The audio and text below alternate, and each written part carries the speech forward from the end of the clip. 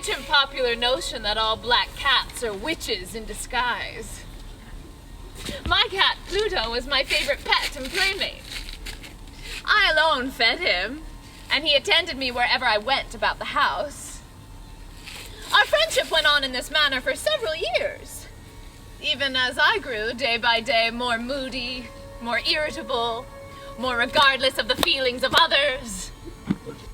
I pulled him in for an embrace, when in his fright of my gesture of drunken affection, he inflicted a slight wound upon my hand with his teeth. The fury of a demon possessed me.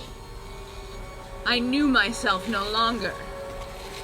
I felt my original soul take its flight from my body, and a more than fiendish malevolence, gin-nurtured, thrilled every fiber of my frame.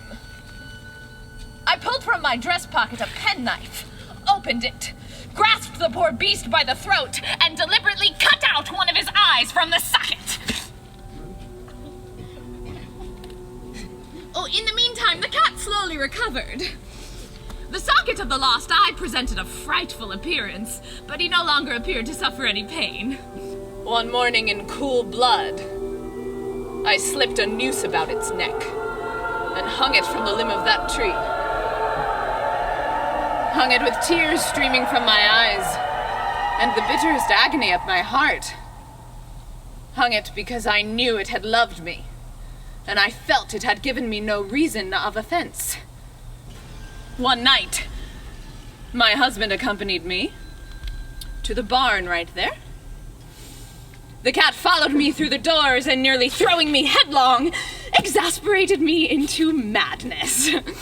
I lifted an axe, and, forgetting in my rage the childish dread which had hitherto stayed my hand, I aimed a blow for the animal, which of course would have proven instantly fatal had it descended as I wished, but this blow was arrested by the arm of my husband. Goaded by the interference into a rage more than demoniacal, I withdrew my arm from his grasp and buried the axe in his brain!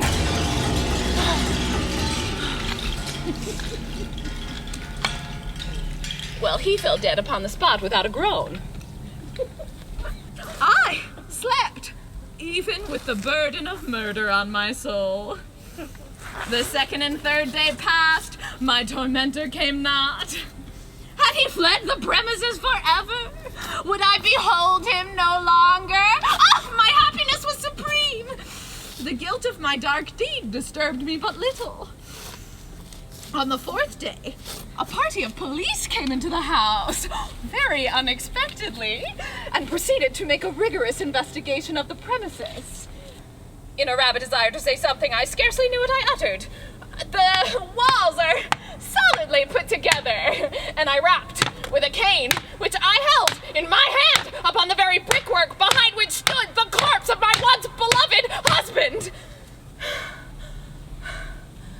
No sooner had the reverberations of my blows sunk into silence was I answered by a voice from within the tomb, by a cry, at first muffled and broken like the sobbing of a child, and then quickly swelling into one long, loud, continuous scream!